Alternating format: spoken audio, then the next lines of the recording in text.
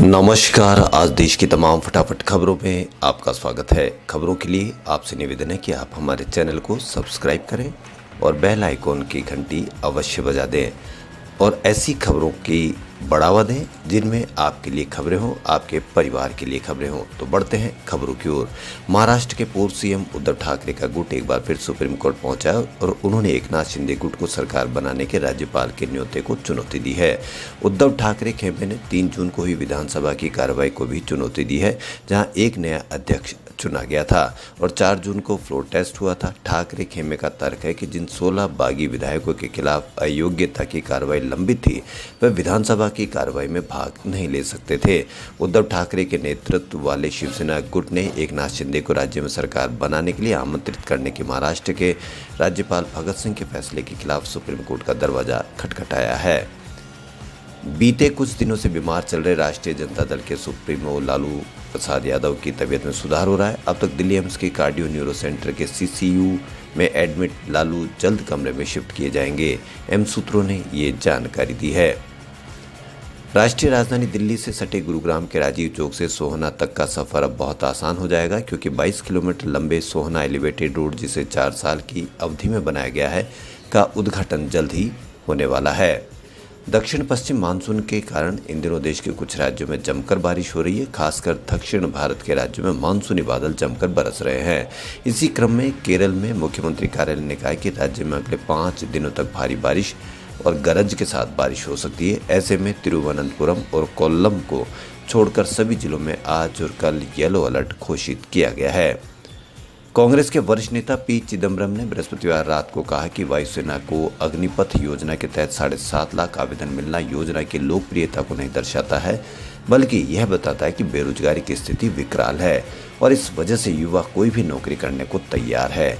वायुसेना ने मंगलवार को कहा था कि उसे लघु अवधि के लिए सैन्य भर्ती योजना अग्निपथ के तहत 7.5 लाख आवेदन मिले हैं। असम में बृहस्पतिवार को बाढ़ की स्थिति में आंशिक सुधार आया, लेकिन एक बच्चे की मौत हो गई, जबकि 12 जिलों में अब भी 9 लाख से अधिक लोग इस विभीषिका से बेहाल है। एक सरकारी बुलेटिन में जानकारी दी गई है। असम राज्य आपदा प्रबंधन प्राधिकरण की दैनिक बाढ़ की रिपोर्ट के अनुसार कछार जिले में एक बच्चा पानी में डूब गया। देवी काली पर अपनी टिप्पणियों को लेकर कई केस झेल रही महुआ मोइत्रा ने आज एक कविता के माध्यम से अपने आलोचकों को तीखा संदेश दिया है। इस कविता के लेखक के नाम की जगह लिखा है भारत का नागरिक। कविता का शीर्षक है सावधान रहे महुआ है। ये कविता कहती है कि सावधान रहो। उन्होंने उससे कहा कि तुम अंत में जेल जाओगे। आपकी चिंता के लिए धन्यवाद। उसने कहा कि लेकिन मुझे लगता है कि जहाज रवाना हो गया है। कविता की आखिरी कुछ पंक्तियों से लगता है कि जैसे उनकी पार्टी के लिए हो, जिसने उनकी टिप्पणियों को अस्वीकार कर दिया था। छत्तीसगढ़ में एक दुर्घटना में अपने माता पिता को खोने वाली 10 महीने की बच्ची को रेलवे ने अनुकंपा के आधार पर नौकरी दी है। अधिकारियों ने जानकारी दी है। उन्होंने बताया कि 18 वर्ष के होने के बाद रेलवे में काम कर सकती है। उन्होंने बताया कि राज्य के इतिहास में संभवतः पहली बार इस उम्र की बच्ची को अनुकंपा के आधार पर ऐसा प्रस्ताव दिया गया है।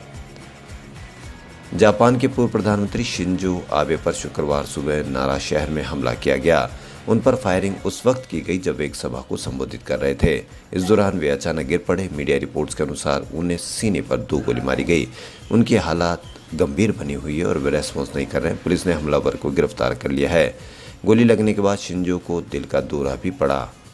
भारत इंग्लैंड के बीच खेली जा रही 3 मैचों की T20 सीरीज का पहला मैच भारत ने 50 रन से जीत लिया है।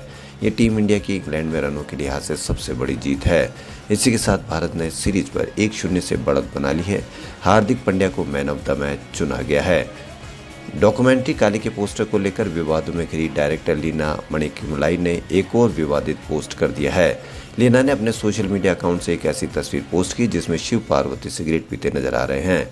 इधर लीना के समर्थन करने वाली टीएमसी सांसद निया मोइत्रा ने एक विवादित बयान पर बंगाल की सीएम ममता बनर्जी ने उन्हें सोच समझकर बोलने की नसीहत दी है। पंजाब के मुख्यमंत्री भगवंत मान ने डॉक्टर गुरप्रीत कौर से शादी की है। इस शादी की काफ़ी चर्चा रही। इसमें दिल्ली के सीएम केजरीवाल ने पिता की रस्म निभाई। मान की दूसरी शादी है। गुरप्रीत कौर भगवंत मान के करीबी परिवार से ही ताल्लुक़ रखती है। इस शादी में बहुत ही खास लोग शामिल हुए।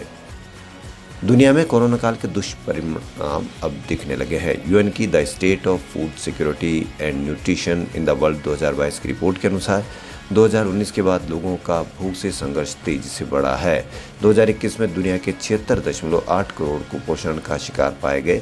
इनमें से 22.4 करोड़ यानी 29% भारतीय थे, जो कि दुनिया भर में कुल कुपोषित की संख्या के 1/4 से भी अधिक है। ब्रिटिश प्रधानमंत्री बोरिस जॉनसन ने संसद में कंजर्वेटिव पार्टी के लीडर पद से इस्तीफा दे दिया है। हालांकि अक्टूबर में नया नेता चुने जाने तक वो बतौर प्रधानमंत्री काम करते रहेंगे।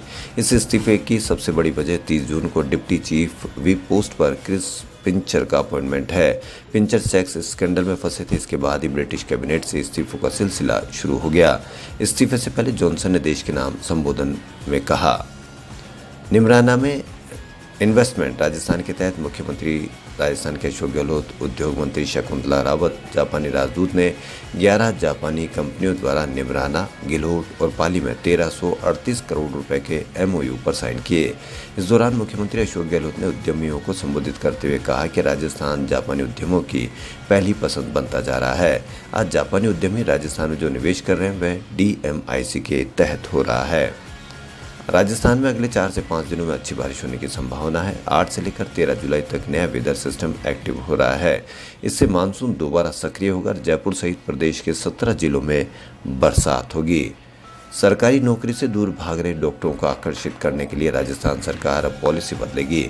स्पेशलिस्ट डॉक्टर नॉन क्लिनिकल का काम नहीं करेंगे। आने वाले भविष्य डिजिटल युग और फैल रही बीमारियों को देखते हुए चिकित्सा एवं स्वास्थ्य विभाग के अधीन काम करे डॉक्टरों की पॉलिसी का प्रस्ताव बनाकर सरकार को भेजा है।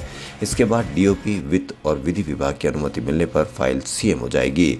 इसके बाद नियमों में संशोधन में होने के बाद गजट नोटिफिकेशन जारी होगा।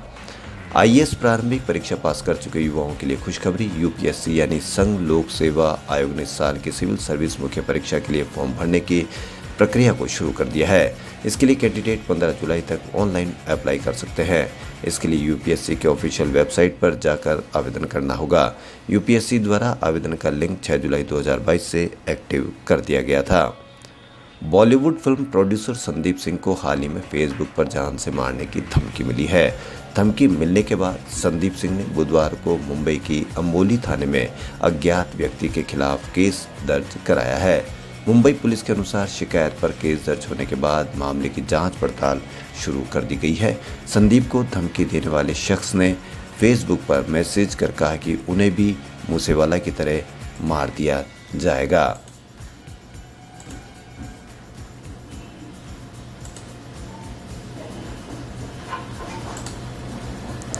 कहा जाता है कि हर मर्ज की एक ही दवा नहीं हो सकती है, लेकिन पिछले वर्ल्ड कप के बाद भारतीय T20 टीम में जितनी भी समस्याएं देखी गई सब की दवा फिलहाल एक ही साबित हो रही है।